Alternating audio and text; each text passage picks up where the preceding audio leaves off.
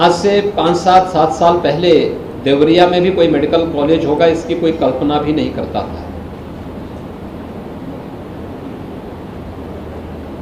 लेकिन हम सब आभारी हैं प्रधानमंत्री मोदी जी के, जिन्होंने बेहतरीन स्वास्थ्य सुविधा के लिए देश के अंदर एक नया अभियान प्रारंभ किया। और खास तौर पर उत्तर प्रदेश जैसे राज्य की जब मैं बात करता हूं, 1947 से लेकर 2016 तक कुल 12 government medical college Uttar Pradesh में बने थे। और वर्तमान में उत्तर प्रदेश सरकार भारत सरकार के सहयोग से और अपने संसाधनों से लगभग 32 मेडिकल कॉलेज 16 से लेकर के 2020-21 के बीच में बनाई है या उनको स्वीकृति दी है। विगत वर्ष हम लोगों ने प्रधानमंत्री स्वास्थ्य सुरक्षा योजना के अंतर्गत 8 नए मेडिकल कॉलेजेस में प्रवेश प्रारंभ किया था और सफलतापूर्वक मेडिकल कॉलेजेस अपनी सेवाएं प्रदेशवासियों को प्रदान कर रहे हैं, अपनी स्वास्थ्य सेवा उपलब्ध करा रहे हैं। और कोरोना महामारी के दौरान उनकी बहुत बड़ी भूमिका रही। अभी एनएमसी के इंस्पेक्शन के साथ जैसे ही अप्रूवल मिलेगा, 9 मेडिकल कॉलेजेस में प्रथम सत्र की शुभारंभ का कार्यक्रम प्रधानमंत्री जी के कर कमलों से होगा। यानी 17 मेडिकल कॉलेज तो ये हैं जिन्हें हम मात्र 4-4.5 वर्ष के दौरान जिन पर हम पढ़ाई शुरू करवा रहे हैं। और इस 21-22 के लिए हम 14 नए मेडिकल कॉलेज उत्तर प्रदेश के अंदर बना रहे हैं, जिनकी स्वीकृति दी जा चुकी है, बजट का प्रावधान किया जा चुका है, वहां पर कार्य भी प्रारंभ हो चुका है। अब प्रदेश के अंदर 16 जनपद ऐसे हैं जहां पर कोई भी मेडिकल कॉलेज नहीं है, जैसे महाराजगंज है, संत कबीर नगर है, मऊ है, बलिया है। ऐसे 16 जो जनपद बचे हैं, इनको भी हम पीपीपी मोड में एक नई कार्य योजना इनके लिए हम लोगों ने तैयार की, एक पॉलिसी हम लोगों ने इसके लिए बनाई है। और इस पॉलिसी के अंतर्गत अगले 6 महीने के अंदर हम लोग इन सभी जनपदों में भी एक नए मेडिकल कॉलेज पीपीपी मोड में राज्य सरकार के सहयोग से और भारत सरकार के सहयोग से स्थापित करने की एक कार्य योजना को लेकर के आ रहे हैं। और आप देखेंगे कि जिस उत्तर प्रदेश में 1947 से लेकर के 2017 तक 70 वर्षों में कुल 12 गवर्नमेंट मेडिकल कॉलेज बने थे, उसी उत्तर प्रदेश में जब केंद्र और राज्य में एक जैसी विचारधारा की सरकार होती है, एक पार्टी की सरकार होती है, तो उसका क्या प्रभाव होता है केवल मेडिकल के क्षेत्र में ही हम देख सकते हैं कि 75 के 75 जनपद मेडिकल कॉलेजेस से आच्छादित होंगे। इसके अलावा हम लोगों ने विगत वर्ष 2 एम्स का भी शुभारंभ किया। एम्स गोरखपुर, जिसमें एमबीबीएस के प्रथम वर्ष में प्रवेश हुए थे, और रायबरेली में भी एम्स और रायबरेली के एम्स, गोरखपुर और रायबरेली के एम्स बनकर के तैयार होने जा रहे हैं। गोरखपुर एम्स का उद्घाटन प्रधानमंत्री जी के करकमलों से अक्टूबर माह में हम लोगों ने प्रस्तावित किया है। एम्स विश्वस्तरीय स्वास्थ्य सुविधा के लिए जाना जाता है और एम्स के विश्वस्तरीय स्वास्थ्य सुविधा पूर्वी उत्तर प्रदेश के लोगों को प्राप्त हो पाएगी। यह एक उपलब्धि पूर्वी उत्तर प्रदेश के नागरिकों के लिए प्रधानमंत्री मोदी जी की ओर से विशेष रूप से उपलब्ध कराया जा रहा है। खास तौर पर जो उपलब्धियां इस दौरान प्रदेश ने हासिल की, एक हेल्थ इंफ्रास्ट्रक्चर में देवरिया में मेडिकल कॉलेज, सिद्धार्थनगर में मेडिकल कॉलेज, बस्ती में मेडिकल कॉलेज, पहले केवल बीआरडी मेडिकल कॉलेज गोरखपुर था, आज यहाँ पर मेडिकल कॉलेज देवरिया में इस सत्र में प्रारंभ होने जा रहा है। सिद्धार्थनगर में मेडिकल कॉलेज इसी सत्र में प्रारंभ होने जा रहा है। इसी प्रकार से बस्ती में मेडिकल कॉलेज विगत सत्र में प्रारंभ किया जा चुका है। कुशीनगर में नया मेडिकल कॉलेज इस नए सत्र में 21-22 में हम लोगों ने स्वीकृति दी है। उसके लिए धन आवंटन हो चुका है, सारी औपचारिकताएं पूर्ण हो चुकी हैं, केवल कार्य वहां पर प्रारंभ भी हो चुका है। एक कुशीनगर की कार्रवाई आगे बढ़ चुकी है। आजमगढ़ में मेडिकल कॉलेज है।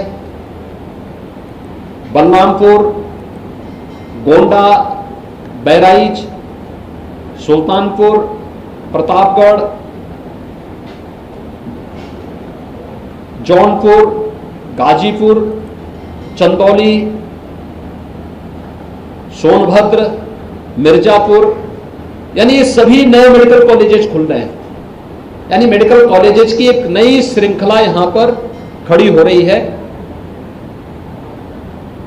देवरिया का ये मेडिकल कॉलेज, जिसकी कुल लागत लगभग 208 करोड़ है, इनमें से 155 करोड़ रुपए यहां पर अब तक खर्च हो चुके हैं और ये पूरा का पूरा निर्माण कार्य 15 दिसंबर तक कंप्लीट हो जाएगा, एक फुल फ्लैश मेडिकल कॉलेज के रूप में। इस मेडिकल कॉलेज के पास पर्याप्त अपना संसाधन होगा, पर्याप्त इंफ्रास्ट्रक्चर होगा और इस इंफ्रास्ट्रक्चर का लाभ हमें मिला भी। हम सब इस बात को जानते हैं कि कोरोना कालखंड में, इस सदी की सबसे बड़ी महामारी में, कैसे राज्य सरकार ने भारत सरकार के सहयोग से देश की सबसे बड़ी आबादी के राज्य को इस कोरोना महामारी से बचाने में काफी हद तक सफलता प्राप्त की। आप सब मीडिया से जुड़े हुए मित्र हैं और आप सब मीडिया से देश और दुनिया की खबरों को पढ़ते होंगे। कितना, यानी दुनिया के तमाम बड़े बड़े देश, विकसित देश कोरोना से त्रस्त हैं, संभले नहीं संभल पा रहा है। तमाम राज्यों में कोरोना की स्थिति अभी भी गंभीर बनी हुई है, लेकिन आबादी के हिसाब से सबसे बड़े राज्य में कोरोना पूरी तरह नियंत्रण में है। हेल्थ इंफ्रास्ट्रक्चर का इसमें काफी बड़ा रोल रहा है। हेल्थ जो हमारे वर्कर्स हैं, उनकी बहुत बड़ी भूमिका रही है। कोरोना वॉरियर्स ने काफी अच्छा योगदान किया है। जनप्रतिनिधियों की सक्रियता, प्रशासनिक मशीनरी की संवेदनशीलता ने इस अभियान को और नई गति दी। और पूर्वी उत्तर प्रदेश के संदर्भ में जब हम बात करते हैं तो विगत 4 वर्ष के दौरान मस्तिष्क ज्वर देवरिया जनपद, जिससे सर्वाधिक प्रभावित जनपदों में से था, आज पूरी तरह नियंत्रण की स्थिति में है। 95% मौत के आंकड़ों को नियंत्रित किया जा चुका है। आने वाले समय में किसी भी प्रकार की महामारी को रोकने में महर्षि देवरा बाबा मेडिकल कॉलेज एक बड़ी भूमिका का निर्वहन करेगा। इसीलिए मैं आज मेडिकल कॉलेज देवरिया जनपद को आने वाले समय में प्राप्त होने वाला है, उससे पहले यहाँ निरीक्षण करने के लिए आया था। और निरीक्षण का कार्य, यहाँ पर जो कार्य अब तक हुआ है, संतोषजनक स्थिति में है। इस नए सत्र में हम लोग पूर्वी उत्तर प्रदेश के बच्चों को इस मेडिकल कॉलेज में प्रवेश दिलाने और यहाँ के माध्यम से उन्हें अपने मेडिकल क्षेत्र में अपने कैरियर को आगे बढ़ाने के लिए एक अवसर दे पाएंगे। इस दृष्टि से देवरिया का यह मेडिकल कॉलेज देवरिया की जनता की सेवा के लिए समर्पित है। आने वाले समय में इसको प्रधानमंत्री जी के कर कमलों से इस कार्यक्रम का हम शुभारंभ करेंगे। इस दृष्टि से इसकी पूरी तैयारी युद्ध स्तर पर चल रही है। प्रथम सत्र के लिए जो भी कार्य औपचारिकताएं होनी, ये सब पूरी हो चुकी हैं।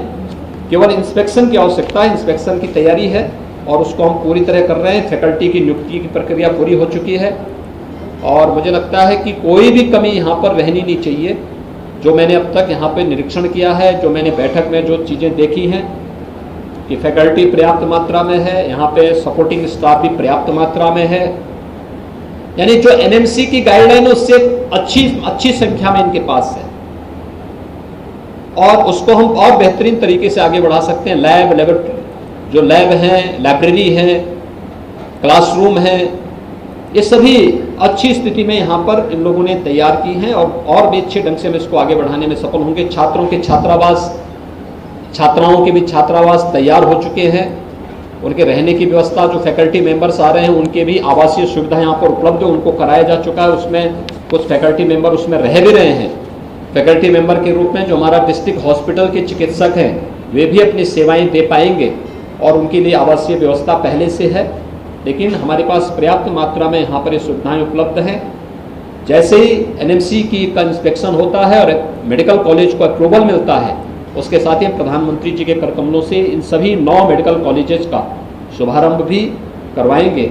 मैं इस अवसर पर यहाँ पर अच्छे ढंग से मेडिकल एजुकेशन ने जिस कार्यक्रम को आगे बढ़ाया है, हम बेहतरीन तरीके से प्रधानमंत्री जी के द्वारा इस कार्यक्रम का शुभारंभ करा सकेंगे। इसकी तैयारी लोग अतिशीघ्र करवा करके इंस्पेक्शन आदि की औपचारिकताओं को पूर्ण करवा करके इस नए सत्र में हर हाल में प्रवेश की प्रक्रिया संपन्न हो सके। कोरोना महामारी के बावजूद यह राज्य सरकार की और देवरिया के लोगों की एक उपलब्धि होगी कि कोरोना महामारी के बावजूद यहाँ के जनप्रतिनिधियों के प्रयास से मेडिकल कॉलेज एक नए रूप में आगे बढ़ रहा है। यही मुझे आप सबसे कहना था। धन्यवाद।